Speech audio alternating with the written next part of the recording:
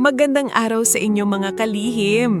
Andito na naman si Tita Cor para basahin ng storya na galing kay Joy from Bulacan. Pero bago ang lahat, nakasubscribe ka na ba? Kung hindi pa ay pindutin mo na yung subscribe button, ang kalampagin mo na ang notification bell para updated ka sa mga bagong upload dito sa ating channel at bilang pagsuporta na din dito. Eto na ang kwento ni Joy. Magandang araw po sa inyo, Tita Cor. Tawagin niyo na lang ako sa pangalang Joy. Pero minsan, pakiramdam ko mas bagay sa akin ng sadness o kaya anxiety. I'm 27 years old from Malolos, Bulacan. Hindi ko na alam kung paano ko ibabalanse ang lahat sa buhay ko. Ang responsibilidad ko sa pamilya, ang sarili kong pangangailangan, at ang simpleng hangarin na maging masaya. Gusto ko lang ilabas ang lahat ng ito kasi wala akong mapagsabihan. Ako ang breadwinner sa amin. Ako lang ang may trabaho sa pamilya namin. Hindi ko naman ito ginustong mangyari pero ito na ang realidad na kailangan kong harapin. Yung ate ko naghahanap pa rin ng trabaho hanggang ngayon. Yung isa kong kapatid nasa ibang bansa. Pero hindi rin siya palaging nakakapagpadala kasi nag-iipon na siya para sa kasal niya. So sa madaling salita, ako ang bumubuhay sa bahay. Ako ang nag-grocery, ako ang nagbabayad ng kuryente, at ako ang bumibili ng mga pangangailangan sa bahay. Hindi naman ako nagrereklamo sa pagbibigay. Mabigay naman talaga akong tao. Kahit may sarili akong bayarin like may gadget pa akong hinuhulugan, sinisigurado kong hindi nauubusan ng pagkain sa bahay. Pero bakit parang kulang pa rin? Hindi sapat ang binibigay ko? Minsan pakiramdam ko kahit anong gawin ko, may kulang pa rin sa mata ng pamilya ko. May mga gusto silang bilhin sa grocery na hindi ko na mabili dahil out of budget na. Pero kung tutusin, punong-puno naman ang ref namin. May mga specific silang gustong ulam pero hindi ko na kayang isama sa budget. Gusto nilang i-upgrade ang bahay pero hindi ko naman kaya. Lagi nilang nababanggit na ang bahay ng ibang kamag-anak o kakilala namin ay maganda, maayos at mas malaki. Parang kulang na lang sabihin nilang mag-abroad na lang din ako. Pero kung tutuusin, hindi naman pangit ang bahay namin. 3 kwarto, may garahe, may sasakyan at motor kami. Simpleng buhay pero sapat. Pero bakit parang hindi ito sapat para sa kanila? Ang isa pang bumibigat sa loob ko ay ang tatay ko. Dati siyang provider ng pamilya. Ngayon hindi na siya pwedeng magtrabaho dahil may sakit na siya sa katawan at matanda na rin. Alam kong nahihirapan siyang tanggapin na hindi na siya ang bumubuhay sa amin. Gusto niya pa rin magtrabaho pero ayaw na namin kasi delikado na para sa kanya. Pero kahit ganun, hindi pa rin siya mapakali. Lagi niyang binabanggit ang mga bayarin. Lagi niyang pinapaalala sa akin na may kailangang bayaran sa bahay. At yun ang nagbo-burden sa akin. Bakit hindi ako pwedeng maging masaya? Lagi kong tinatago ang mga gastos ko sa sarili ko. Kapag lumalabas ako para mag-relax, tinatago ko. Kapag may binili akong gadget para sa sarili ko, tinatago ko. Kasi kapag nalaman nila, pinapalabas nilang selfish ako. Kapag inuuna ko sarili ko, masama ako. Kapag lumalabas ako para magpahinga, mali ako. Kapag may binili akong gusto ko, hindi raw ako marunong magkontento. Pero hindi naman ako tumigil sa pagbibigay sa kanila. Nag-grocery ako, pinupuno ko ang ref, sinisigurado kong hindi sila nauubusan ng kailangan. May delata, frozen goods, toiletries, condiments, kumpleto. May tanapas, junk foods at juice.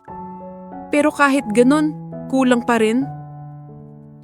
Minsan hindi ko nababayaran ng kuryente dahil wala na akong natitirang pera. Buti na lang may pensyon ng tatay ko na ginagamit niya minsan sa bayarin. Kapag nagpapadala ang kapatid ko, doon lang nakakaraos. Pero ako, hindi ba ako pwedeng gastusin ng pera ko para sa sarili ko? Yung kapatid ko nga nag-iipon para sa kasal niya. Ako, bawal bang mag-ipon para sa sarili kong buhay? Isa pang dahilan kung bakit natatakot akong pumasok sa relasyon ay dahil sa responsibilidad ko sa pamilya. Kapag may nakikita akong potential na partner, naiisip ko agad, ready na ba ako mag-settle down? Dapat may ipon ako. Paano sila kapag bumukod na ako? Sinong mag-aalaga sa kanila? Hindi rin naman sila marunong magnegosyo, kaya paano kung dumating ang araw na ako lang talaga ang maiiwan para sumuporta sa kanila? Hindi ko alam kung paano ko ibabalanse ang gusto nilang buhay at ang gusto kong buhay. Sa totoo lang, dumating ako sa punto na naisip ko na magpatiwakal na lang. Naisip ko, kung may insurance ako, kahit papaano may maiiwan akong pera para sa kanila. Oo, alam kong mali ito, pero minsan, naiisip ko na baka yun lang ang paraan para matugunan ang mga pangangailangan nila. Kaya sobrang relate ako sa pelikulang The Breadwinner ni Vice Ganda. Nung pinanood ko nga yun, bumabaha ang luha ko, pwede nang lagyan ng flood control. Gusto ko lang maging masaya pero paano? 40K ang sahod ko per month, pero halos lahat nun nauubos lang sa bayarin, grocery at gastusin ng pamilya. Hindi ako kikita ng 6 digits. Hindi ako mayaman. Hindi ko alam paano ko mababalanse ang responsibilidad ko bilang breadwinner at ang simpleng pangarap ko lang na maging masaya. Gusto ko na sanang bumukod, pero paano? Wala na akong ipon. Kung susundin ko ang gusto ko, magiging selfish ako sa mata nila. Kung susundin ko sila, mawawala naman ako sa sarili ko. Ano ba ang tamang gawin? Hanggang dito na lang po muna ang maikukwento ko. Salamat po sa pakikinig and sana po ay mapakinggan ko ito sa channel nyo and sana po ay mabigyan nyo po ako ng payo.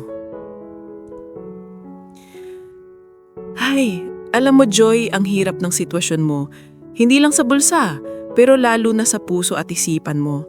Alam ko maraming Pilipino ang ganito din ang nagiging storya ng buhay nila ngayon.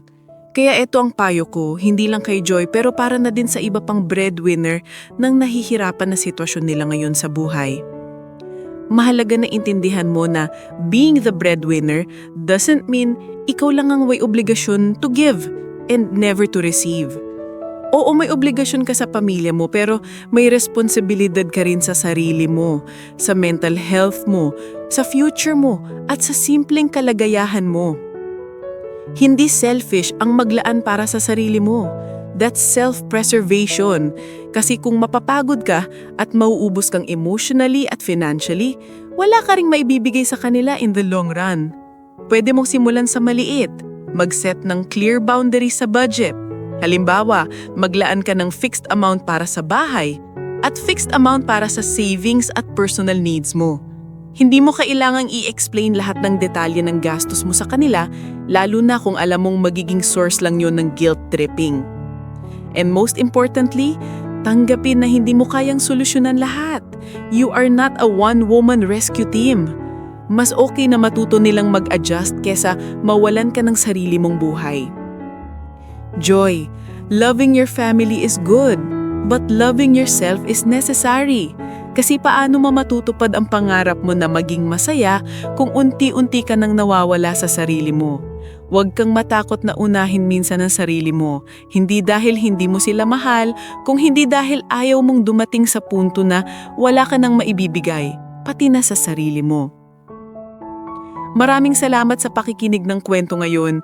Kung may reaction or suggestion kayo, ay pwede nyo i-comment sa ibaba at promise na babasahin namin yan. Kung gusto mo pang makarinig ng mga kwentong kapupulutan ng aral at inspirasyon, huwag kalimutan mag-like, mag-subscribe at i-click ang notification bell para lagi kang updated. Kung may kwento naman kayo na gusto nyong ibahagi at mapakinggan dito sa page, mag-email lang sa mangaliimnakwento@gmail.com. Hanggang sa susunod na kwento, paalam at ingat palagi!